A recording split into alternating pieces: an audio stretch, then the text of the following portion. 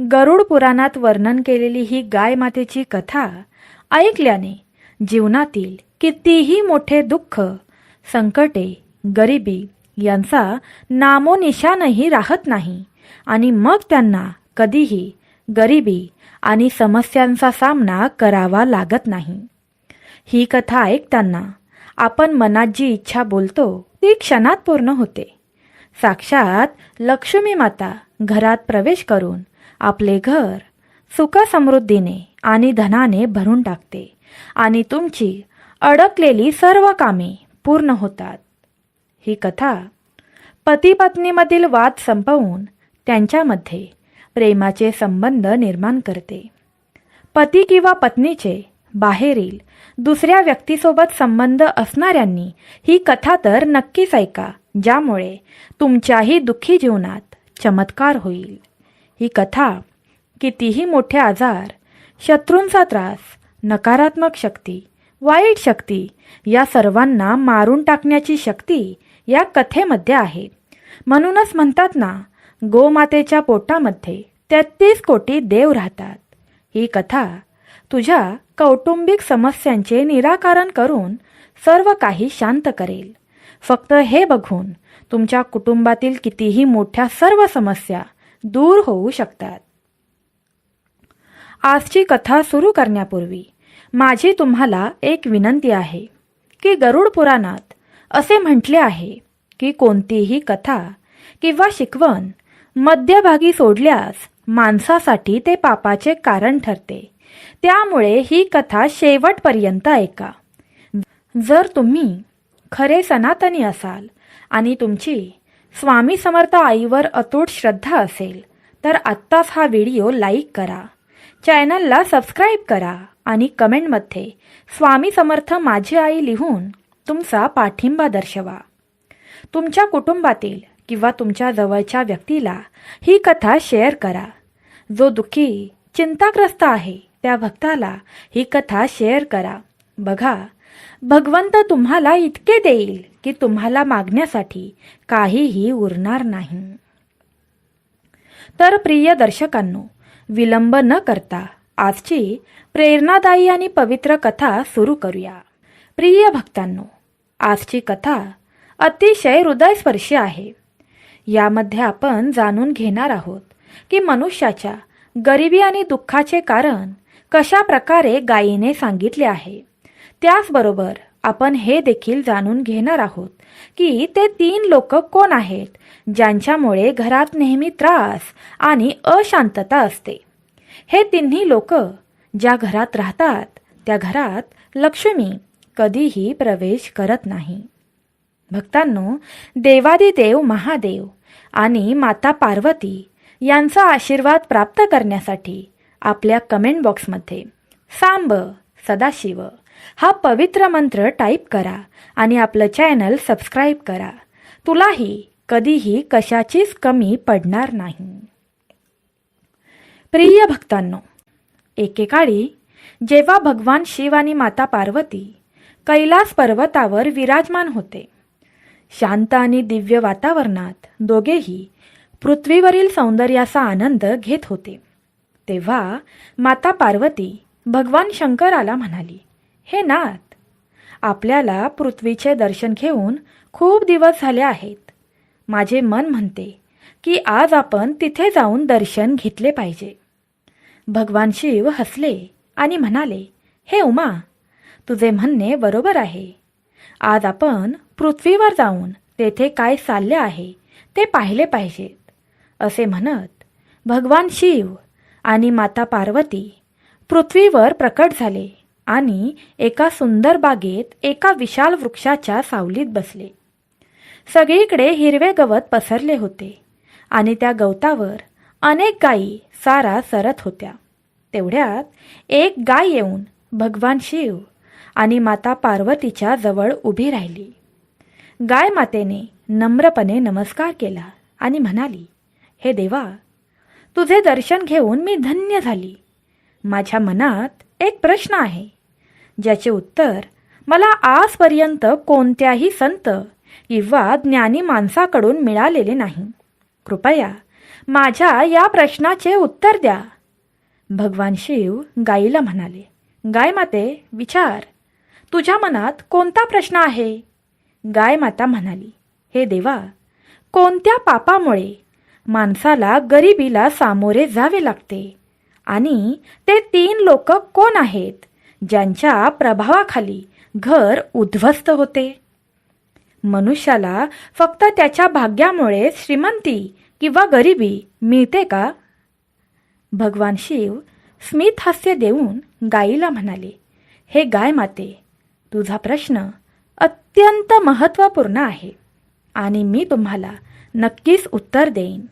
केवळ नशीब हेच माणसाच्या गरिबीचे आणि श्रीमंतीचे कारण आहे हे पूर्णपणे खरे नाही. यामागे इतरही काही कारणे आहेत. गाय माता म्हणाली, हे देवा, मला सविस्तर सांगा. तेव्हा भगवान शिव म्हणाले, हे गाय माता, मी तुझ्या प्रश्नाचे उत्तर एका कथेद्वारे देईन, ज्यामुळे तुला सर्व काही स्पष्ट होईल. भगवान शिव कथा सांगू लागले. ही गोष्ट प्राचीन काळातील आहे. अवंतीपूर नावाचे एक शहर होते, जिथे एक दानशूर आणि नम्र व्यापारी राहत होता. त्याला 2 मुलगे होते, जे आपल्या वडिलांसारखे प्रामाणिक आणि दयाळू होते. हा व्यापारी आपल्या 2 मुलांसह आपल्या कुटुंबात सुखी जीवन जगत होता. व्यावसायिकाने आपल्या 2 मुलांचे लग्न मोठ्या थाटामाटात केले होते. त्यांच्या 2 सुना खूप समर्पित होत्या आणि घरातील सर्व कामगारांना घेऊन मिळून मिसळून काम करत असत.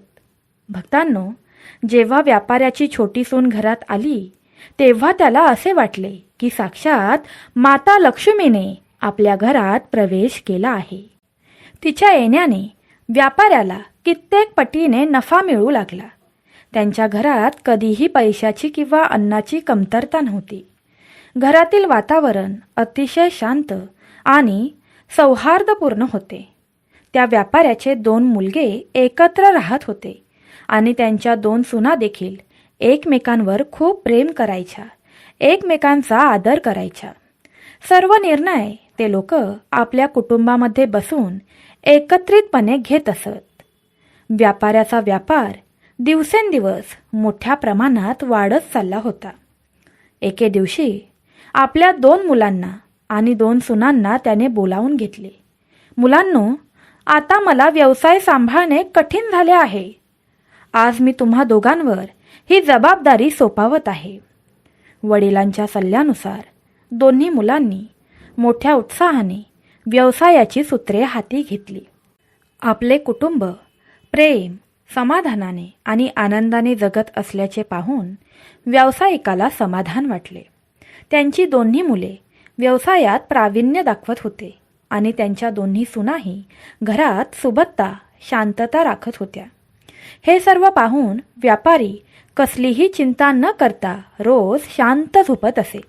पण भक्तांनो, व्यावसायिकाचे सुखे जीवन पाहून नगरातील काही लोकांना त्याचा हेवा वाटू लागला. काही लोक त्याच्यावर ईर्ष्या करू लागली. त्यांना वाटायचे की एखाद्या व्यावसायिकाचे जीवन किती आरामदायक आणि सुखकर असते. त्याचा व्यवसाय दिवसेंदिवस प्रगती करत असतो आणि त्याच्या कुटुंबात कोणताही त्रास किंवा संकट येत नाही. हे पाहून नगरवासियांच्या मनात हेवा वाटू लागला. पुढे भगवान शिव गाय मातेला म्हणाले, हे गाय माते, ज्याप्रमाणे तलावात लहान मासे भरभराट झालेले पाहून मोठा मासा घाबरतो आणि त्यांना गिळण्याचा प्रयत्न करतो, त्याचप्रमाणे मनुष्य इतरांची प्रगती पाहून त्यांना मागे खेचण्याचा प्रयत्न करतो. माणूस स्वतःच्या यशाने जितका आनंद होत नाही, तितकाच तो इतरांची प्रगती पाहून अस्वस्थ होतो. एका विद्वानाने बरोबरच म्हटले आहे की मनुष्याला जितका त्रास इतरांच्या सुखाने होतो, तितका त्रास स्वतःच्या दुःखानेही होत नाही. या ईर्षेपोटी नगरवासियांनी व्यावसायिकाविरुद्ध डावपेच आखण्यास सुरुवात केली. या व्यापारी व्यक्तीचे जीवन कष्टाने कसे भरून काढायचे याचा विचार त्यांनी केला. नगरातील काही लोक त्या व्यापाऱ्याच्या कुटुंबातील पुजाऱ्याकडे गेले आणि म्हणाले, हे पुजारी काका, तू इथे गरिबीचे जीवन जगत आहेस, तर तुझा यजमान तिकडे धन आणि वैभवाने भरलेले जीवन जगत आहे. तो आपल्या सुनेने बनवलेले स्वादिष्ट भोजन खात आहे आणि समृद्ध आणि संपत्तीचा आनंद घेत आहे. पुजारी म्हणाले, तुम्ही लोक हे सर्व का बोलत आहात? तुमच्या विधानाचा अर्थ काय? तेव्हा नगरवासी म्हणाले, पुजारी काका, लक्षात घ्या, त्या व्यापाऱ्याने तुला शेवटचे कधी बोलावले होते? यज्ञ आणि पूजेसाठी तुम्हाला तिथे बोलावलेच गेले नाही, तर तुम्ही दक्षिणा कशी घ्याल? तुम्हाला दान दक्षिणा कशी मिळेल? अशीच परिस्थिती राहिली तर तुम्हाला आणि तुमच्या कुटुंबाला उपाशी राहावे लागेल. हे ऐकून पुजाऱ्याने विचार केला, हे खरे आहे. त्या व्यापाऱ्याने खूप दिवसांपासून मला त्याच्या घरी बोलावलेच नाही. त्यांचे जीवन सुखी आहे, पण माझे जीवन अडचणीतून जात आहे. असा विचार करून पुजारीही अस्वस्थ झाले. नगरवासियांनी पुजाऱ्याला सांगितले की तुमचे जीवन सुखी व्हावे आणि दानधर्म प्राप्त व्हावा असे तुम्हाला वाटत असेल तर तुमच्या यजमानाच्या घरात काही अडचणी येतील असे उपाय तुम्हाला करावे लागतील. जेव्हा त्याच्या घरात अशांतता निर्माण होईल तेव्हा तो स्वतःच चिंतेत पडेल आणि तुमच्याकडे सल्ला मागण्यासाठी येईल आणि तुम्हाला उपाय विचारेल. इतकं बोलून त्या नगरातील लोक पुजाऱ्याला भडकावून आपापल्या घरी निघून गेले.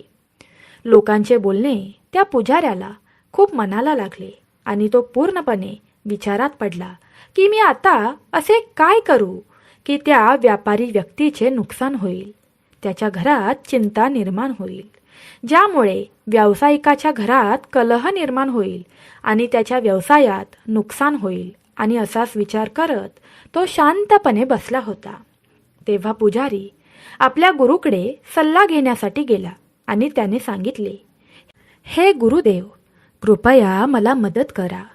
जर तुम्ही मला मदत केली नाही तर माझे कुटुंब उपाशी राहील. माशाचे आयुष्य जसे तलावाच्या पाण्यावर अवलंबून असते, त्याचप्रमाणे पुजारी आणि पंडिताचे जीवन त्यांच्या यजमानांवर अवलंबून असते. यजमानाच्या घरी काही अडचण नसेल आणि त्याने आम्हाला पूजेला बोलावले नाही तर आमचा निभाव कसा रागणार? आम्ही पैसे कसे कमावणार? त्याची अडचण ऐकून गुरु म्हणाले, हे शिष्या, काळजी करू नकोस.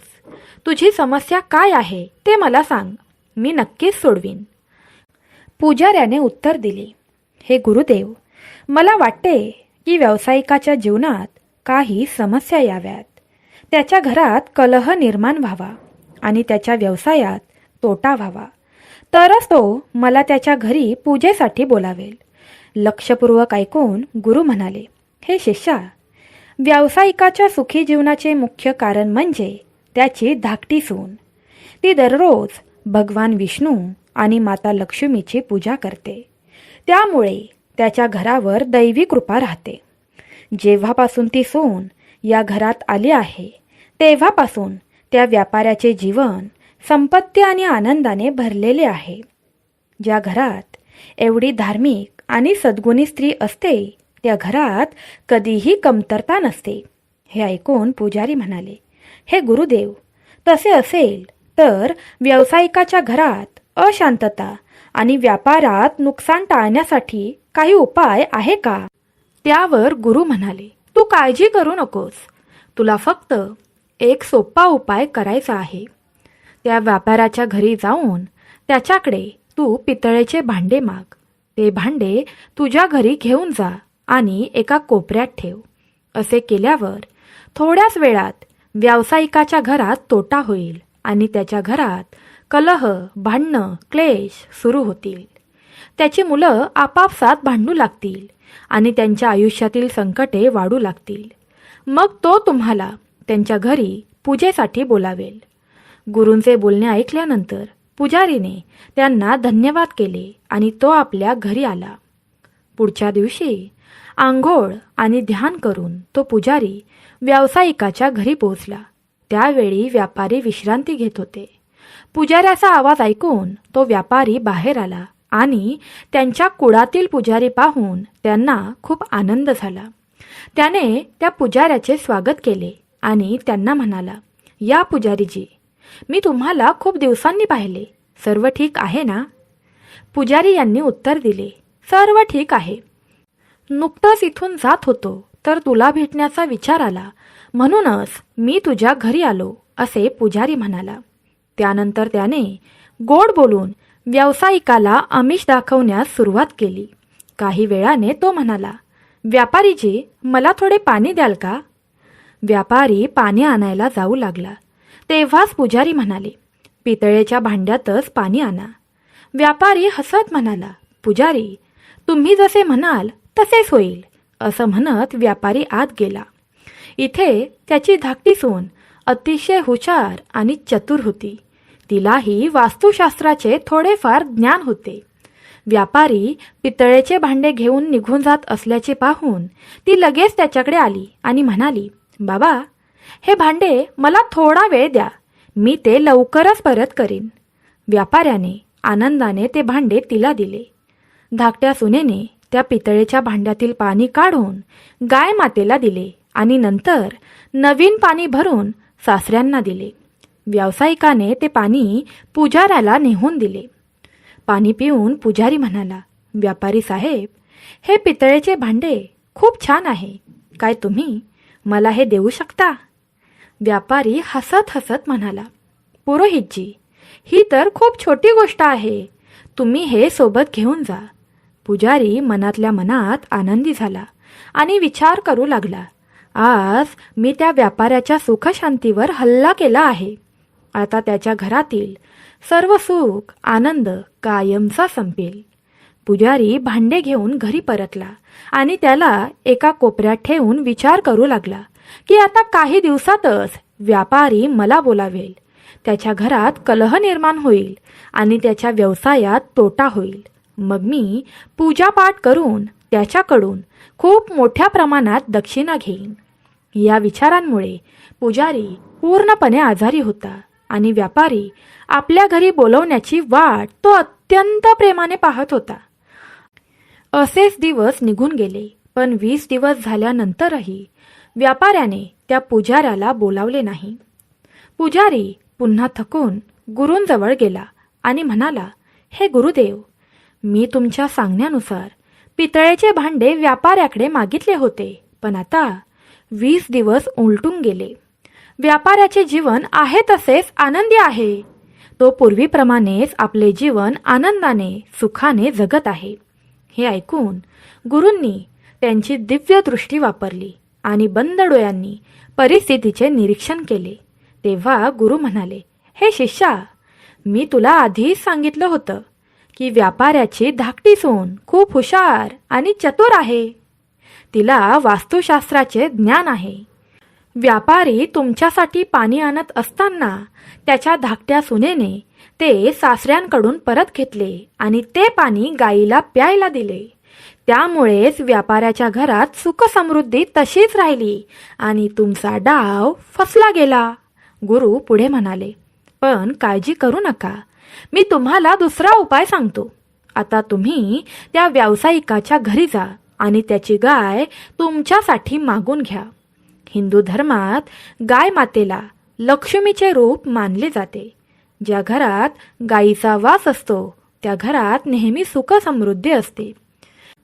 व्यावसायिकाची गाय माता तुमच्या घरी आणताच त्याच्या घरात दुःख आणि अशांतता येऊ लागेल. गुरूंचे म्हणणे ऐकून पुजारी पुन्हा उत्साहित झाला. त्याने गुरूंचे आभार मानले आणि दुसऱ्या दिवसाची वाट पाहत घरी परतला.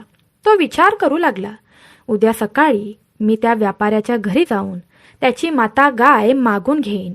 मग बघेन तो व्यापारी किती आनंदी राहतो. दुसऱ्या दिवशी पहाटे आंघोळ करून पुजारी थेट व्यावसायिकाच्या घरी गेले.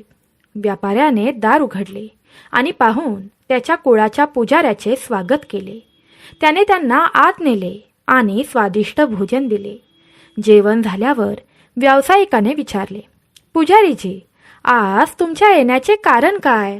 सर्व काही ठीक आहे ना?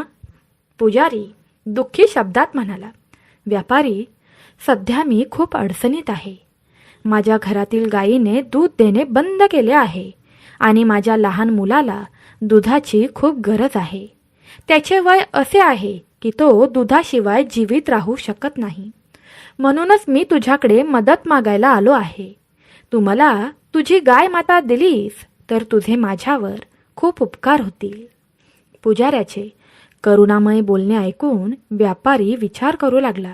त्याला त्याची दया आली. हा आपल्या कुटुंबाचा पुजारी आहे.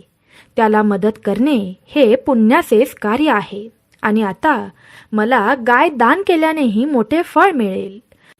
असा विचार करून व्यापारी म्हणाला, पुजारी, काळजी करू नकोस. मी तुला माझी गाय देतो. व्यापारी गायीला घ्यायला पुढे जाऊ लागला. पुजारी गायीला घेण्यासाठी पुढे सरकताच त्यांची धाकटी सून पटकन तिथे आली आणि सासऱ्यांना थांबवून म्हणाली, बाबा, ही गाय माता कुठे नेत आहात? व्यापाऱ्याने उत्तर दिले, कन्या, हे आपल्या कुळाचे पुजारी आले आहेत. त्यांच्या गायीने दूध देणे बंद केले आहे आणि म्हणूनच त्यांना आपली गाय हवी आहे. म्हणून मी आपली गाय त्यांना द्यायला जात आहे. त्यांच्या बाळाला आपल्या गायीच्या दुधाची खूप गरज आहे. धाकट्या सुनेने सासऱ्यांना मोठ्या समजदारीने उत्तर दिले की बाबा, मी थोड्याच वेळात आली आणि ती आतमध्ये गेली. तिने आत जाऊन एका भांड्यात हळद आणि चंदनाचा रंग मिसळून आणला. तो रंग तिने गायीच्या शिंगावर लावला आणि उरलेला रंग घराच्या मंदिराजवळ ठेवला आणि मग ती तिच्या सासऱ्यांना म्हणाली, बाबा, आता तुम्ही ही गाय पुजाऱ्यांना देऊ शकता.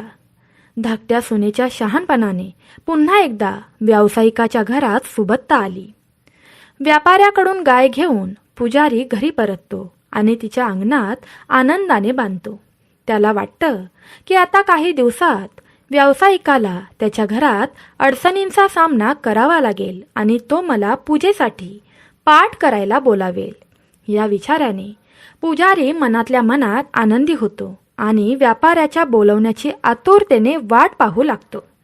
मात्र अनेक दिवस उलटूनही व्यावसायिकाकडून कोणताही संदेश येत नाही. पुजाराला हे अस्वस्थ वाटू लागले. शेवटी तो पुन्हा आपल्या गुरूंकडे गेला आणि म्हणाला, हे गुरुदेव, तुमच्या सांगण्यानुसार मी व्यापाऱ्याची गाय माझ्या घरी आणून बांधली, पण आजपर्यंत त्या व्यापाऱ्याच्या आयुष्यात कोणताही त्रास आला नाही. तो आपले जीवन पूर्वीपेक्षा अधिक शांततेने जगत आहे. गुरूंनी एकाग्र होऊन सर्व काही आपल्या दिव्य दृष्टीने पाहिले आणि म्हणाले, हे शिष्य, मी तुला आधीच सांगितलं होतं की व्यापाऱ्याची धाकटी सून खूप हुशार आहे आणि चतुर आहे. तिने तुमच्या कटाचा वारा पकडला होता. जेव्हा तुम्ही माता गाय मागण्यासाठी व्यापाऱ्याकडे गेलात तेव्हा तिने गायीच्या शिंगावर जो रंग लावला होता तोच रंग तिच्या घरातील सुखसमृद्धीचा कारण ठरला होता आणि तुझा हा प्रयत्न व्यर्थ गेला. पण तू चिंता करू नको.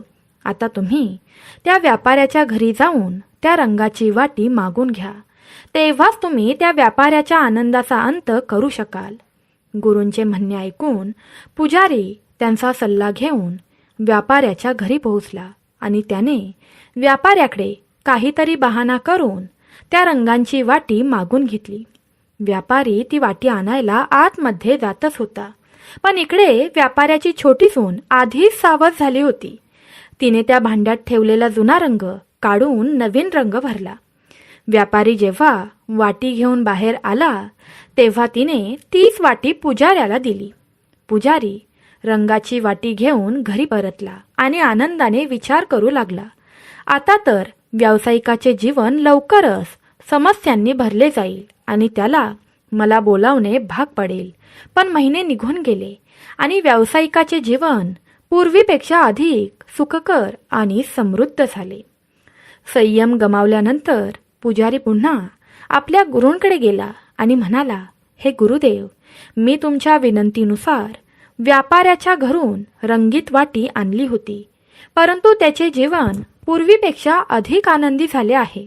असे वाटत आहे की माझे सर्व प्रयत्न व्यर्थच जाणार आहेत.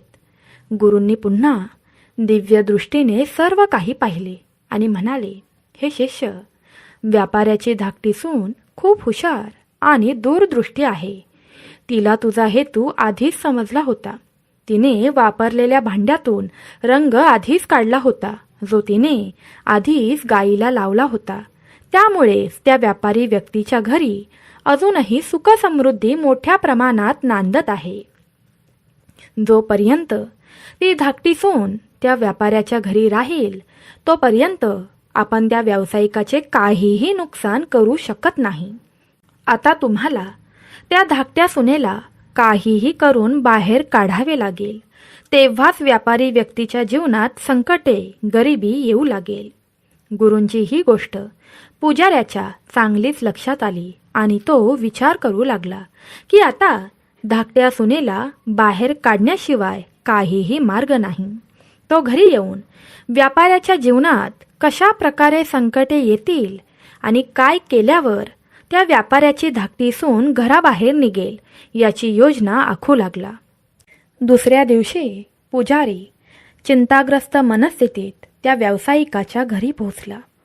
व्यावसायिकाने त्यांना या अवस्थेत पाहिल्यावर विचारले, पुरोहितजी, काय गोष्ट आहे? एवढी काळजी का करताय? पुजारी गंभीर स्वरात म्हणाले, व्यापारी साहेब, तुमच्या घरावर मोठे संकट उभे राहिले आहे. तुम्ही ते लवकर सोडवले नाही तर तुमचे सुखी जीवन उद्ध्वस्त होईल. तुमच्या मुलांचे व्यवसायात मोठे नुकसान होईल आणि तुमचे कुटुंब संकटात पडेल. हे ऐकून व्यापारी जरा घाबरला आणि चिंताग्रस्त स्वरात म्हणाला, पुजारी, तुम्ही काय बोलताय? हे संकट टाळण्यासाठी काहीतरी उपाय सांगा. तुम्ही आमचे कुटुंब पुजारी आहात. तुम्ही जे काही बोलाल ते आम्ही नक्कीच करू. पुजाऱ्याला व्यावसायिकाची अस्वस्थता जाणवली आणि तो आता त्याच्या जाळ्यात अडकला आहे हे त्याला समजले. तो म्हणाला, हे संकट टाळण्याचा एकच मार्ग आहे. पुजारी व्यावसायिकाला म्हणाला, व्यापारी, तुझी धाकटी सून तुझ्या कुटुंबासाठी मोठे संकट बनली आहे. जोपर्यंत ती या घरात आहे तोपर्यंत तुझे व तुझ्या कुटुंबांचे दुर्दैव दूर होणार नाही. मी तर हे सुचवेन की तुम्ही तिला ताबडतोब घराबाहेर हाकलून द्या. सुरुवातीला व्यावसायिकाचा पुजाऱ्याच्या या बोलण्यावर विश्वास बसला नाही. मात्र पुजाऱ्याच्या वारंवार सांगण्यावर तो विश्वास ठेवू लागला. व्यापारी म्हणाला, पुजारी, तुम्ही सांगाल तसेच मी करीन.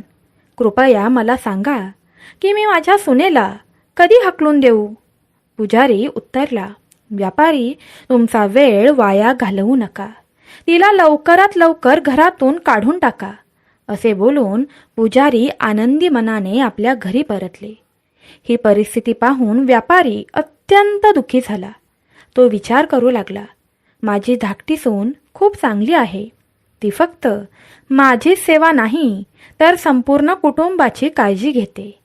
मी तिला घरातून बाहेर कसे काढू शकतो? पण मग तो विचार करू लागला, जर हे कुटुंबावर संकट आणत असेल तर मला हा कठोर निर्णय घ्यावा लागेल, कारण मी माझ्या कुटुंबाला अडचणीत आणू शकत नाही. असा विचार करून व्यापारी आपल्या धाकट्या सुनेकडे गेला आणि दुःखी मनाने म्हणाला, सुनबाई, मी खूप दुःखी आहे, पण तुला आजच हे घर सोडावे लागेल. तुझ्यामुळे मोठा अनर्थ झाला आहे. आपल्या कुटुंबात तुझ्यामुळे मोठे संकट येणार आहे. सासऱ्यांचे हे बोलणे ऐकून लहान सून स्तब्ध झाली, पण तिला लगेच समजले होते की हे सर्व दृष्ट पुजाऱ्याचे कारस्थान आहे. ती नम्रपणे म्हणाली, ठीक आहे बाबा, हीच तुमची इच्छा असेल तर या क्षणापासून मी हे घर सोडते. जेव्हा व्यापारी व्यक्तीचा लहान मुलगा हे सर्व पाहतो तेव्हा त्याला खूप राग येतो आणि दुःख होते. तेव्हा तो मुलगा त्याच्या वडिलांना म्हणाला की बाबा, जर माझी पत्नी या घरात राहणार नसेल तर मी देखील या घरात राहणार नाही. मी माझ्या पत्नीबरोबर निघून जातो. धाकटा मुलगा आणि त्याची पत्नी घर सोडून शहरात गेले. तिथे छोट्या भाड्याच्या घरात राहू लागले. व्यावसायिकाचा धाकटा मुलगा खूप मेहनती आणि प्रामाणिक होता. काही काळानंतर त्यांनी शहरात स्वतःचा छोटासा व्यवसाय सुरू केला, जो त्यांच्या समर्पण आणि प्रामाणिकपणामुळे वेगाने वाढू लागला. हळूहळू तो समृद्ध झाला आणि त्याने शहरात स्वतःचे घर विकत घेतले. येथे पुजाऱ्याच्या चालीमुळे व्यापाराचे घर उद्ध्वस्त होण्याच्या मार्गावर आले. घरात रोज भांडणं व्हायची. पूर्वी व्यवसायात असलेला रस आता राहिला नव्हता. व्यावसायिकाचा मोठा मुलगा वाईट संगतीत अडकला. तो विनाकारण पैशांची उधळपट्टी करत रात्रंदिवस भटकत असे. पुजारी व्यावसायिकाकडून पूजेच्या बहाण्याने पैसे घेत राहिला आणि हळूहळू व्यावसायिकाची सर्व बचत समाप्त झाली. व्यवसायातही पूर्णपणे ठप्पपणा येऊ लागला. आता परिस्थिती अशी झाली होती की घरात खाण्यापिण्याची टंचाई होऊ लागली. त्याची अशी परिस्थिती पाहून नगरवासी त्याला हसायचे आणि टोमणे मारायचे. त्याच्या अवस्थेची खिल्ली उडवली जात होती. हे सर्व पाहून व्यावसायिकाला आता लाज वाटू लागली. त्याला वाटलं, आता माझ्या आयुष्याचा काहीच उपयोग नाही. आत्महत्येशिवाय माझ्याकडे दुसरा पर्याय नाही. या विचाराने तो नदीकडे निघाला आत्महत्या करण्यासाठी. पण वाटेत त्याला एक तेजस्वी साधू भेटला. संताच्या चेहऱ्यावर दिव्य तेज होते. त्यांच्या कपाळावर चंदनाचा टिक्का होता आणि त्यांचे लांब केस त्यांना अद्वितीय बनवत होते. साधूला पाहताच व्यापारी त्यांना नतमस्तक झाला आणि खिन्नपणे पुढे जाऊ लागला. संत म्हणाले, बाळा थांब, तू एवढी काळजी का करतोस? काय गोष्ट आहे? व्यापारी वळला आणि त्याची संपूर्ण कथा संतांना सांगितली. त्यांचे बोलणे ऐकून संताला लगेचच त्याची परिस्थिती समजली.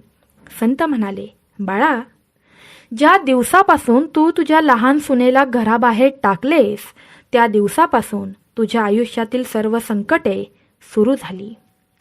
संत महात्मा त्या व्यापाऱ्याला म्हणाले, बेटा, तुझ्या आयुष्यातील हा त्रास ज्या दिवसापासून तू तुझ्या सुनेला घराबाहेर काढून दिलंस त्या दिवसापासून सुरू झाला आहे. ती माता लक्ष्मीचे साक्षात रूप आहे. तिची देवाप्रती असलेली भक्ती आणि दैनंदिन उपासनेमुळे ती तुमच्या हृदयात आनंदाने धन्य झाली. साधूचे म्हणणे ऐकून व्यापाऱ्याला आपली चूक लक्षात आली आणि त्याच्या डोळ्यात पाणी आले. तो ताबडतोब शहरात गेला आणि आपल्या धाकट्या मुलाच्या घरी पोहोचल्यावर त्याने आपल्या सुनेसमोर हात जोडून क्षमा मागितली. मुली, मला माफ कर. त्या दृष्ट पुजाऱ्याने तुला घरातून हाकलून देण्याचा सल्ला दिला, पण सत्य हेच आहे की तू आमच्या कुटुंबाची लक्ष्मी आहेस. बाळा, खरंच मला क्षमा कर. तू घरी असेपर्यंत सुखशांती राहिली, पण तुझ्या जाण्यापासून आमच्या घराला क्लेश आणि दुःखाने घेरले आहे. आपला व्यवसाय पूर्णपणे ठप्प झाला आहे. सासऱ्याचे हे बोलणे ऐकून धाकटी सून नम्रपणे म्हणाली, बाबा, काळजी करू नका. मी लगेचच घरी परतते. हे घरही माझंच आहे. मला हे पहिल्यापासूनच माहीत होते की पुजाऱ्याने आम्हाला हाकलून देण्याचा कट रचला होता. त्यानंतर ती सासरे आणि पतीसह आनंदाने घरी परतली. भक्तांनो, या जगात असे अनेक लोक आहेत जे इतरांच्या सुखाचा मत्सर करतात आणि त्यांचा नाश करण्याचा प्रयत्न करतात. पण आपण कोणाच्या शब्दांवर विश्वास ठेवतो आणि कसा निर्णय घेतो हे आपल्यावर अवलंबून आहे.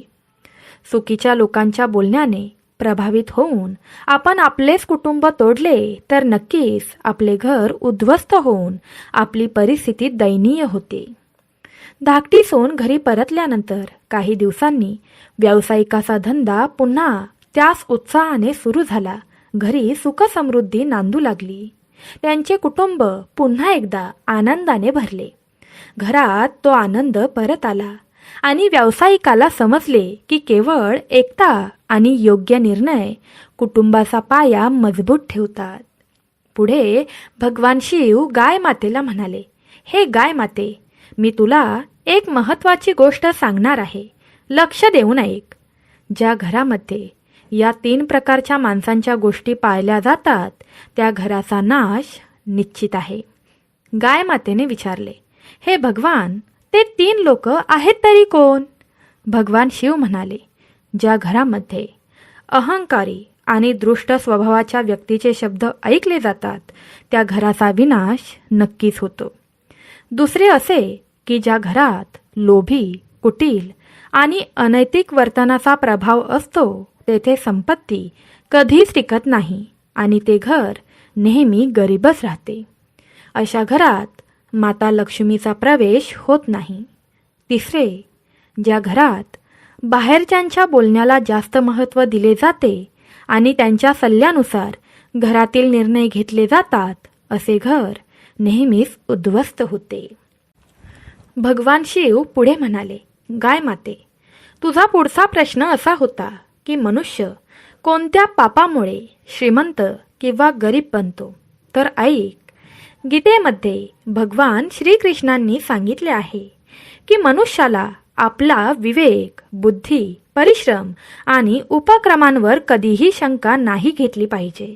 तर त्याने नेहमी सत्याच्या आणि धर्माच्या मार्गावर चालून चांगले कर्म केले पाहिजे. आणि जो व्यक्ती आपल्या कर्मावर विश्वास ठेवतो तो व्यक्ती नक्कीच गरिबीच्या दलदलीतून बाहेर निघतो. पुढे गाय माता म्हणाली, हे परमेश्वरा, तुमच्या मुखातून ही कथा ऐकून मी खरंच धन्य झाली. भक्तांनो, ही कथा आपल्याला हे शिकवते की जीवन म्हणजे सत्य, प्रामाणिकपणा आणि विवेकाचे अनुसरण करणे.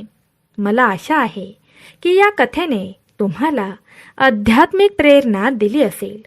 भक्तांनो, गायीच्या या कथेबद्दल तुम्हाला काय वाटले हे नक्की आम्हाला कमेंट करून सांगा. यापुढील कथेतून पती पत्नीच्या पवित्र नात्याची खोली आणि महत्त्व समजावून सांगण्याचा प्रयत्न केला जाईल. त्यामुळे ही कथा शेवटपर्यंत ऐका. पती पत्नीचे नाते हे जगातील सर्वात मौल्यवान आणि महत्त्वाचे बंधन आहे. हे फक्त दोन व्यक्तींमधील नाते नाही, तर ते विश्वास, प्रेम आणि जबाबदारीचे अतूट नाते आहे. हे नाते तेव्हाच घट्ट होते जेव्हा दोघेही एकमेकांना साथ देतात आणि प्रत्येक प्रसंगात एकमेकांच्या पाठीशी उभे राहतात. परंतु जर या नात्यात अंतर आले तर ते फक्त दुःख आणि पश्चाताप आणते.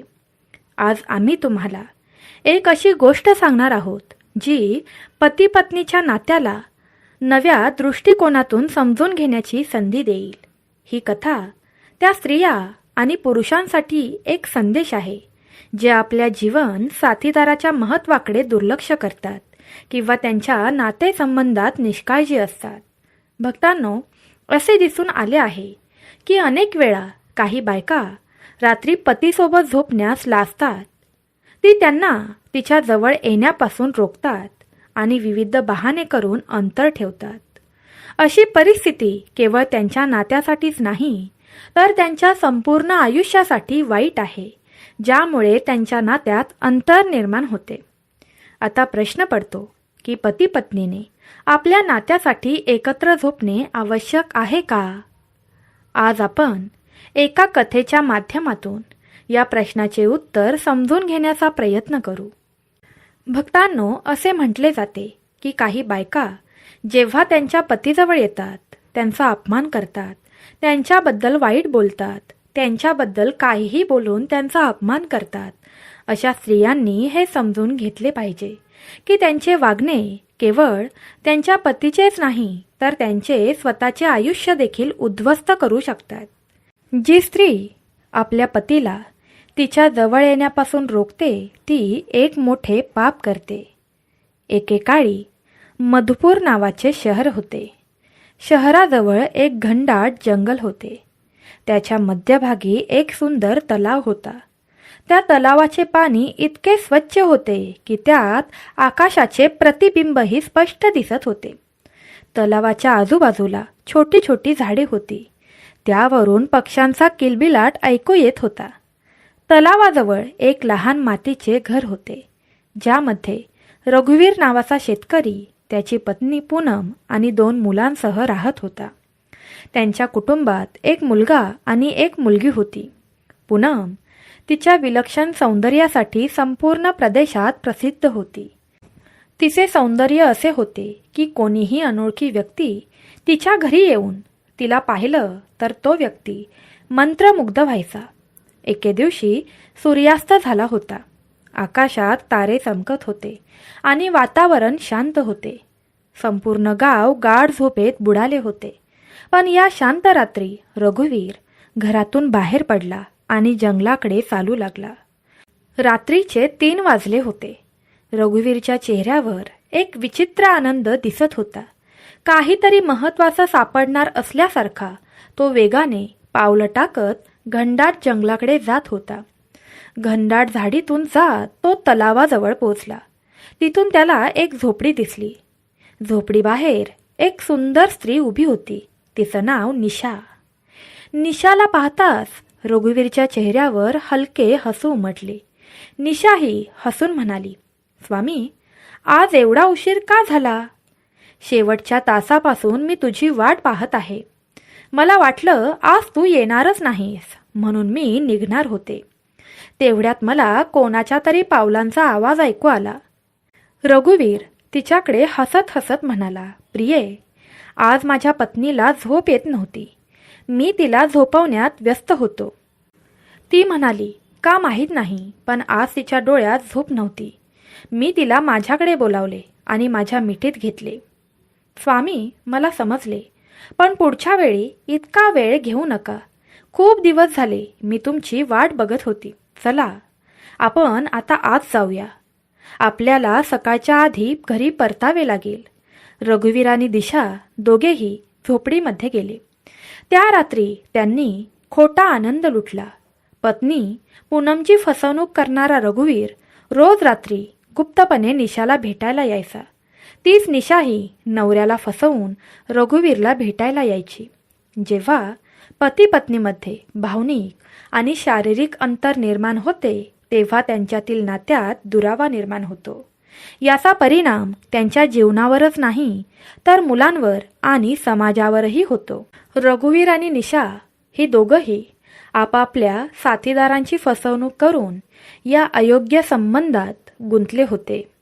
हे बराच वेळ चालू राहिलं. पण भक्तांनो, हे जाणून घेणे महत्त्वाचे आहे की जी स्त्री आपल्या पतीला फसवते आणि जो पुरुष आपल्या पत्नीला फसवतो, त्यांच्या आयुष्यात काय परिणाम होतात. आता पुढील कथेत जाणून घेऊया की अशा कृतीचे काय विपरीत परिणाम होऊ शकतात. इंद्रलोकाचे वातावरण शांत होते. आकाशात तारे चमकत होते आणि सुगंधित वारा मंदपणे वाहत होता. देवराज इंद्र आपल्या सिंहासनावर बसले होते आणि त्यांच्या भोवती दिव्य प्रकाश पसरला होता. त्याचवेळी गरुड महाराज आपल्या विशाल पंखांच्या वेगाने आकाशातून उडत आणि नारायण नारायण जप करीत इंद्रलोकात पोहोचले. त्यांनी देवराज इंद्राला प्रणाम केला आणि हात जोडून म्हणाले, देवराज, मी पृथ्वीवरून परत येत आहे. तिथे एक घटना पाहिली ज्यामुळे माझ्या मनात अनेक प्रश्न निर्माण झाले. कृपया हे प्रश्न सोडवा. देवराज इंद्राने गरुडाकडे पाहिले आणि म्हणाले, हे गरुडा, तू इतका का चिंतेत आहेस? तुला काय त्रास होत आहे? मला न घाबरता सांग. गरुड नम्रपणे म्हणाले, हे देवांच्या राजा, मी पृथ्वीवर फिरत असताना मला एक विचित्र दृश्य दिसले. एक स्त्री जी आपल्या पती आणि मुलांसह राहते, ती आपल्या पती आणि मुलांना फसवून घरातून निघून गेली. तिने तिच्या पतीला झोपावले आणि ती जंगलाच्या दिशेने गेली, जिथे ती एखाद्या झोपडीजवळ उभी होती, जणू एखाद्या माणसाची वाट पाहत होती. दुसरीकडे आपल्या कुटुंबाचा प्रमुख असलेल्या एका व्यक्तीनेही आपल्या पत्नी आणि मुलांचा विश्वासघात केला आणि जंगलातून त्याच झोपडीत पोहोचला. ती स्त्री आणि पुरुष ज्यांच्यावर आपापल्या कुटुंबाची जबाबदारी होती, त्यांचे एकमेकांशी अनैतिक संबंध होते. हे दृश्य पाहून मी अस्वस्थ झालो. गरुड पुढे म्हणाले, हे देवराजा, जे लोक आपल्या जीवनसाथी आणि मुलांना फसवून असे कृत्य करतात, त्यांच्या जीवनात काय परिणाम होतील हे मला समजू शकत नाही. हा कलयुगाचा प्रभाव आहे का? देवराज इंद्राने गरुडाचे म्हणणे लक्षपूर्वक ऐकले आणि त्याला शांत राहण्याचा इशारा दिला. मग म्हणाले, हे गरुडा, तू एवढा चिंतेत का आहेस? हे कलयुग आहे आणि अशा प्रकारची कृत्ये यात असामान्य नाहीत. कलयुगात माणूसच इच्छा, वासना आणि स्वार्थाच्या अधीन होतात. हेच त्यांच्या पतनाचे मुख्य कारण आहे. ते पुढे म्हणाले, तुमचे प्रश्न अत्यंत महत्त्वाचे आहेत. हा प्रश्न केवळ मानवी जीवनासाठीच नव्हे तर त्यांच्या नैतिक मूल्यांसाठी आणि समाजासाठीही खोल चिंतनाचा विषय आहे. या घटनांचे परिणाम केवळ त्या व्यक्तीपुरतेच मर्यादित नाही, त्यांच्या कुटुंबावर आणि समाजावरही त्यांचा खोल परिणाम होतो. देवराज इंद्राने गरुडाकडे पाहिले आणि हसत हसत म्हणाले, हे गरुडा, तुझे प्रश्न खूप महत्त्वाचे आहेत. ते केवळ स्त्रियांसाठीच नाही तर पुरुषांसाठीही तितकेच समर्पक आहेत. पती पत्नीच्या नात्यात संतुलन, प्रेम आणि जबाबदारी असणे आवश्यक आहे. त्यांच्यापैकी कोणीही आपले कर्तव्य विसरले तर त्याचा परिणाम संपूर्ण कुटुंबावर आणि समाजावर होतो. आता मी एका कथेद्वारे तुझ्या प्रश्नांची उत्तरे देईन. ते लक्षपूर्वक ऐका आणि मानवजातीच्या कल्याणासाठी वापरा. गरुड म्हणाले, हे देवराज, सविस्तर सांग. देवराज इंद्राने कथा सुरू केली. एकेकाळी सुजानगड नावाच्या शहरात सुभाष नावाचा एक श्रीमंत व्यापारी राहत होता. तो आपल्या मेहनतीने आणि आपल्या हुशारीने भरपूर पैसा मिळवत असे. सुभाषने शेतकऱ्यांकडून कमी किमतीत धान्य खरेदी करून व्यापाऱ्यांना चढ्या भावाने विकले होते. अशा प्रकारे त्याची संपत्ती दिवसेंदिवस वाढत गेली. सुभाषला एक मुलगा होता, अमन, ज्यावर तो आणि त्याची पत्नी श्रुती यांचे खूप प्रेम होते. पण अमनला लहानपणापासूनच जास्त स्वातंत्र्य होतं. त्याला वाटेल ते तो करायचा. सुभाष आणि श्रुती त्यांनी त्याला कधीही नकार दिला नाही. असं म्हणतात की अति स्वातंत्र्य माणसाला बिघडवते. अमनच्या बाबतीतही असेच घडले. तो वाईट संगतीत सापडला. तो जुगार, अंमली पदार्थांचे सेवन आणि वेश्यांकडे जाण्यात गुंतून गेला. हळूहळू त्याने वडिलांच्या संपत्तीची उधळपट्टी सुरू केली. गरुडाने विचारले, हे देवराजा, अमनने असे का केले? त्याच्या पालकांनी त्याला रोखण्याचा प्रयत्न केला नाही का? देवराज इंद्राने उत्तर दिले, हे गरुडा, सुभाष आणि श्रुती यांनी अमनला समजावण्याचा खूप प्रयत्न केला. परंतु जेव्हा एखादी व्यक्ती वाईट संगतीत पडते तेव्हा त्याला योग्य मार्गावर आणणे अत्यंत कठीण होते. अमनने आईवडिलांच्या बोलण्याकडे दुर्लक्ष केले. तो त्याच्या आईशी खोटे बोलून तिच्याकडून पैसे नेत असे आणि जुगार खेळत असे. वेश्या व्यवसाय आणि अंमली पदार्थांच्या व्यसनाधीनतेने त्याला आपल्या इच्छांचे गुलाम बनवले. अमनच्या सवयी इतक्या बिघडल्या की त्याने वडिलांची संपत्ती तर उद्ध्वस्त केलीच, पण आरोग्य आणि चारित्र्यही गमावलं. देवराज इंद्र पुढे म्हणाले, ही कथा त्या पालकांसाठी एक इशारा आहे जे आपल्या मुलांना शिस्त लावत नाहीत. अतिभोग आणि वाईट संगत कोणत्याही व्यक्तीला विनाशाकडे घेऊन जाते. गरुड म्हणाले, हे देवराजा, ही कथा अतिशय बोधप्रद आहे. कृपया ती सविस्तर सांगा. देवराज इंद्र म्हणाले, गरुडा, ऐका. आपला मुलगा अमन हा जुगार, ड्रग्ज आणि वेश्या व्यवसायात गुंतलेला असल्याने सुभाषला कळले तेव्हा तो खूप दुःखी झाला. त्याला वाटले की अमनच्या सवयी थांबवल्या नाहीत तर तो आपल्या कष्टाने कमावलेली सर्व संपत्ती नष्ट करेल. या समस्येवर उपाय शोधत असताना सुभाषच्या मनात विचार आला, अमनचे लग्न झाले तर कदाचित तो त्याच्या वाईट सवयी सोडून देईल. त्याची पत्नी घरी आल्यावर तो आपल्या कुटुंबावर लक्ष केंद्रित करेल आणि वेश्या व्यवसायाकडे जाणे बंद करेल. या विचाराने सुभाषने श्रीमंत कुटुंबातील सुंदर आणि हुशार मुलगी निर्मला हिच्याशी शांतीपूर्ण संबंध जुळवले. निर्मला केवळ सुंदरच नाही तर तिच्या गुणांमुळे आणि शांत स्वभावामुळे संपूर्ण परिसरात एकदम प्रशंसा झाली होती. काही काळानंतर अमन आणि निर्मला यांचे लग्न झाले. लग्नानंतर अमनच्या वागण्यात बदल होऊ लागला. निर्मलाच्या सौंदर्याने आणि तिच्या गुणांनी अमनला खूप प्रभावित केले.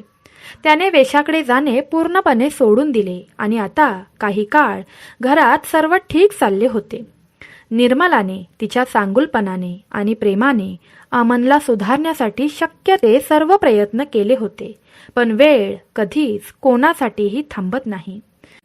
अमनचे आई वडील म्हातारे झाले होते आणि एके दिवशी वृद्धपक काळामुळे त्यांनी हे जग सोडले. ते गेल्यानंतर अमनला बघायला कोणीच उरले नाही. निर्मलासोबत राहताना अमनने वेशांचा सहवास सोडला, पण त्याचे जुगाराचे व्यसन अजूनही कायम होते. हे व्यसन त्याला हळूहळू विनाशाकडे घेऊन जाऊ लागले. अल्पावधीतच अमनने जुगारात अनेक वर्षे मेहनत करून कमावलेली वडिलांची सर्व संपत्ती गमावली. आता त्याच्याकडे ना पैसा उरला होता, ना कसलेही कौशल्य उरले होते. तो पूर्णपणे निराधार होता. एके दिवशी निर्मला त्याला म्हणाली, स्वामी, आता आपल्याकडे खायलाही काहीच उरले नाही. कृपया तुम्ही काहीतरी काम शोधा, म्हणजे आपण आपल्या जेवणाची सोय करू शकू. पण असे म्हणतात ना की ज्ञान आणि कौशल्य ही माणसाची खरी ओळख असते. एखादी व्यक्ती राजाकडे काम विचारण्यासाठी गेली तर त्या व्यक्तीकडे कोणते कौशल्य आणि क्षमता आहे हे राजा विचारतो. जर त्याच्याकडे कौशल्य नसेल तर त्याला रिकाम्या हाताने परत पाठवले जाते. अमनकडे कसलेही कौशल्य नव्हते. त्याने आपला सर्व वेळ जुगार आणि वाईट सवयींमध्ये वाया घालवला होता. आता तो आपल्या कुटुंबासाठी अन्नही मिळवू शकत नव्हता. अमनच्या आयुष्यातील हा सर्वात कठीण काळ होता. त्याला एक मुलगा आणि एक मुलगी होती, जे आता लग्नाच्या वयाचे झाले होते. पण त्यांच्या लग्नासाठी पैसे उभे करण्याचे कोणतेही साधन नव्हते. घराची परिस्थिती एवढी बिकट झाली होती की अन्नासाठीही ते निराधार झाले होते. अमनची ही अस्वस्थता त्याला सतत खेळत आणि निराशेच्या गर्तेत ओढत होती. एके दिवशी अमन त्याची पत्नी निर्मला हिच्याकडे गेला आणि इच्छा पूर्ण करण्यासाठी तिच्याशी बोलू लागला. पण निर्मलाने त्याला शांत आणि गंभीर स्वरात सांगितले, स्वामी, जीवनातील सर्वात मोठा आनंद केवळ वासनेतच नसतो. खरा आनंद इतरांना मदत करण्यात आणि खरोखर उदात्त जीवन जगण्यात आहे. जे आपल्या वासनेने आंधळे झाले आहेत, शेवटी त्यांचा नाशच होतो. तुमच्या बाबतीतही असेच घडले आहे. निर्मला पुढे म्हणाल्या, स्वामी, आता मला तुम्हाला 3 मोठ्या चुका सांगायच्या आहेत, जी लोक न कळत करतात आणि नंतर आयुष्यभर पस्तावत राहतात. आता लक्षपूर्वक ऐका आणि समजून घ्या. पहिली चूक म्हणजे शिक्षण आणि कौशल्याकडे दुर्लक्ष करणे. ही पहिली चूक म्हणजे लोक त्यांच्या आयुष्याच्या सुरुवातीच्या काळात शिक्षण आणि कौशल्याला महत्त्व देत नाहीत. अशा लोकांना त्यांच्या करिअरमध्ये आणि आयुष्यात असंख्य अडचणींचा सामना करावा लागतो. जर तुम्ही तारुण्यात काही कौशल्य शिकलात किंवा चांगले शिक्षण घेतले तर आज तुमची परिस्थिती हीच राहिली नसती. सर्व काही बदललं असतं. ही चूक तुम्हाला आयुष्यभर सतावत राहणार. दुसरी चूक, काम पुढे ढकलण्याची सवय असणे. असे निर्मला म्हणाल्या, जी लोक त्यांच्या तारुण्यात आळशी असतात आणि त्यांच्या वेळेचा योग्य वापर करत नाहीत, त्यांना भविष्यात त्यांचे ध्येय साध्य करण्यात अडचणींचा सामना करावा लागतो. तुम्ही तुमचा वेळही वाया घालवला आणि म्हणूनच तुमची स्थिती आज अशी आहे. तिसरी चूक म्हणजे चुकीची संगत. असे निर्मला म्हणाल्या, एखाद्या व्यक्तीला पूर्णपणे जी नष्ट करते. तुम्हीही या चुका स्वीकारल्या आणि आज तुमचे जीवन या अवस्थेला पोहोचले आहे. निर्मलाचे बोलणे ऐकून अमनला खोलवर विचार करायला भाग पाडले. त्याला त्याच्या चुका कळाल्या, पण आता पश्चाताप करण्याशिवाय त्याच्याकडे काहीच उरले नव्हते. त्यांना शेवटी पश्चातापच करावा लागतो. निर्मला गंभीरपणे म्हणाली, हे स्वामी, आता मी तुमच्याशी शारीरिक संबंध ठेवू शकत नाही.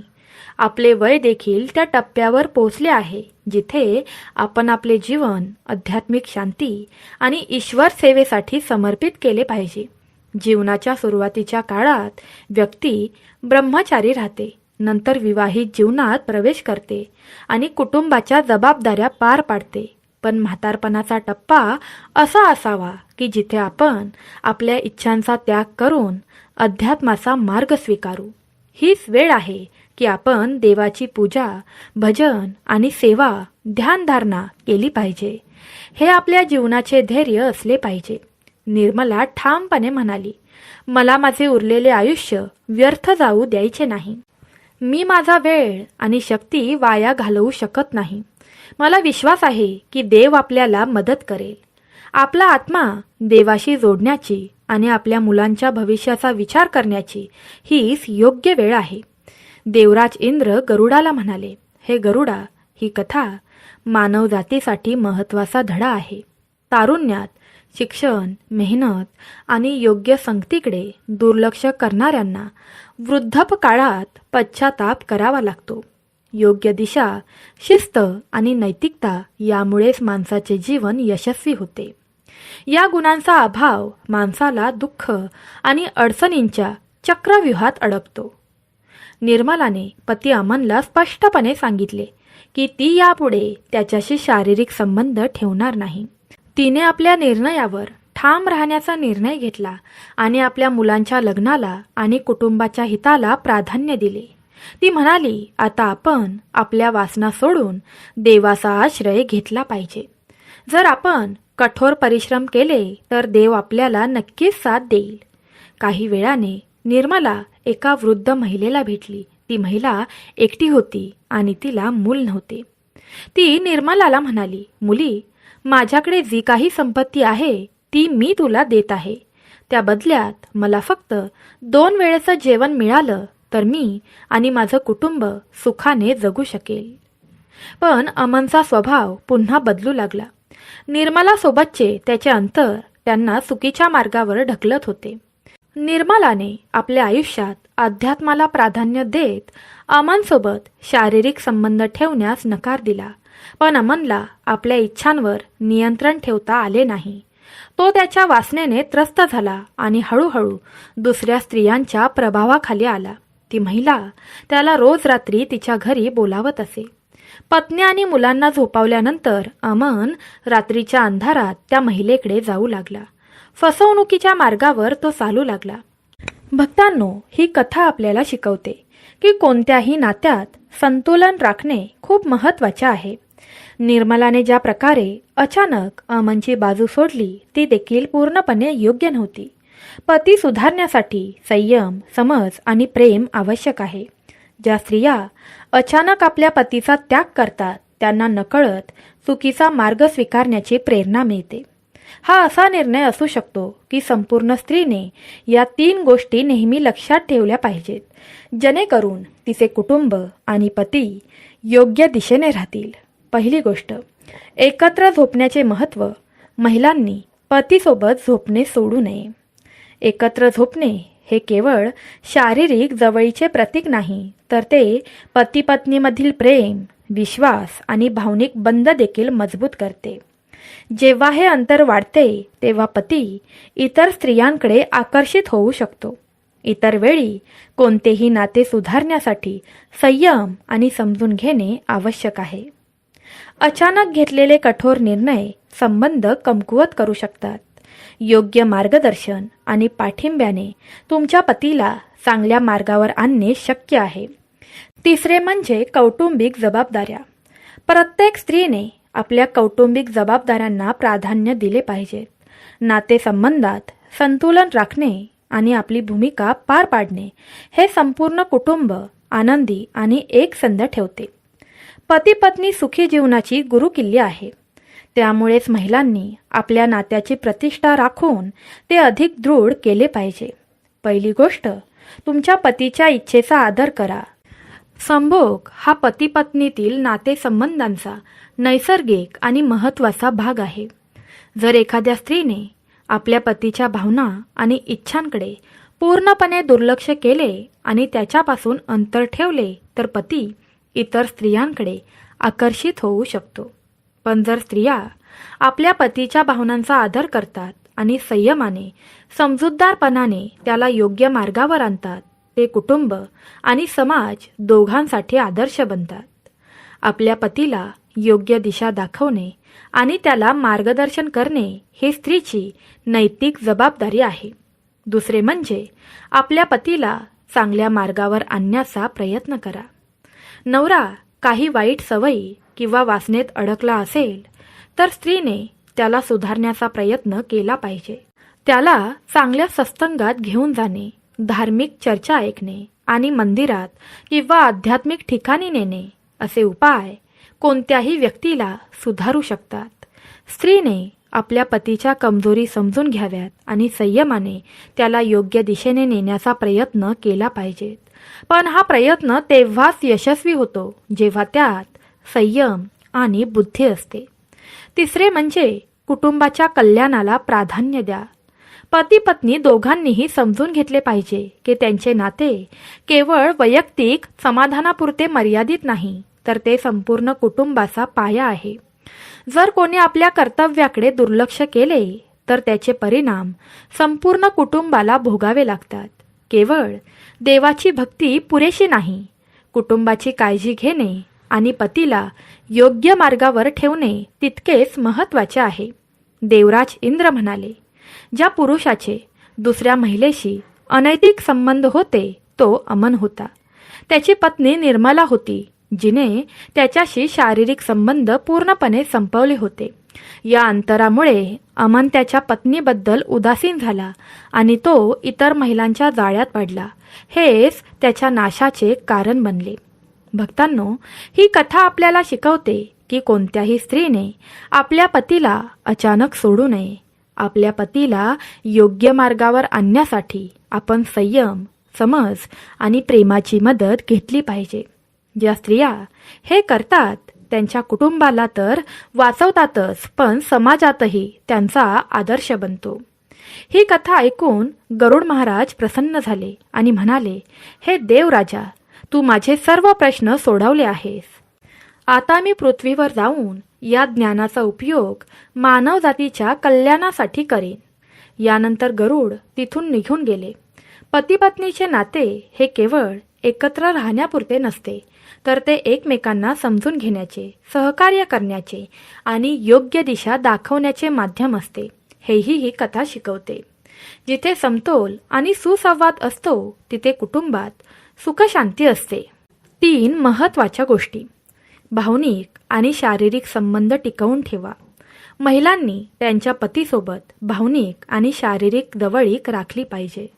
जर त्यांनी पतीपासून अंतर ठेवले तर पती चुकीच्या मार्गावर जाण्याची शक्यता वाढते. आपल्या पतीला हळूहळू सुधारण्याचा प्रयत्न करा आणि त्याला पूर्णपणे सोडून देऊ नका. नातेसंबंधात समजूतदारपणा आणि संयमाचे महत्त्व. पती पत्नीमधील नाते हे परस्पर समंजसपणा आणि संयमावर आधारित असते. जर तुमचा नवरा काही वाईट सवयीत अडकला असेल तर संयमाने आणि योग्य मार्गदर्शनाने ते सुधारण्याचा प्रयत्न करा. त्याकडे दुर्लक्ष करणे किंवा पूर्णपणे सोडून देणे हा उपाय नाही. कुटुंबाच्या हिताला प्राधान्य द्या. कोणत्याही परिस्थितीत कुटुंबाचे कल्याण सर्वात महत्त्वाचे असले पाहिजे. पती पत्नी दोघांनीही एकमेकांना आधार दिला पाहिजे आणि आपल्या मुलांसाठी आदर्श बनले पाहिजे. एखादे कुटुंब तुटले तर त्याचा परिणाम केवळ मुलांवरच नाही तर संपूर्ण समाजावर होतो. भक्तांनो, या कथेबद्दल तुमचं काय मत आहे? तुमचे मौल्यवान मत आम्हाला कमेंट बॉक्समध्ये कळवा. आम्हाला आशा आहे की तुम्हाला ही कथा प्रेरणादायी वाटली असेल आणि नक्कीच या कथेमुळे तुम्हाला काहीतरी शिकायला भेटले असेल. सर्वांनी तुमची काळजी घ्या. तुमच्या सर्व इच्छा भगवंत पूर्ण करो हीच त्यांच्या चरणी प्रार्थना. श्री स्वामी समर्थ. सांब सदाशिव. जय श्री कृष्ण. राधे राधे.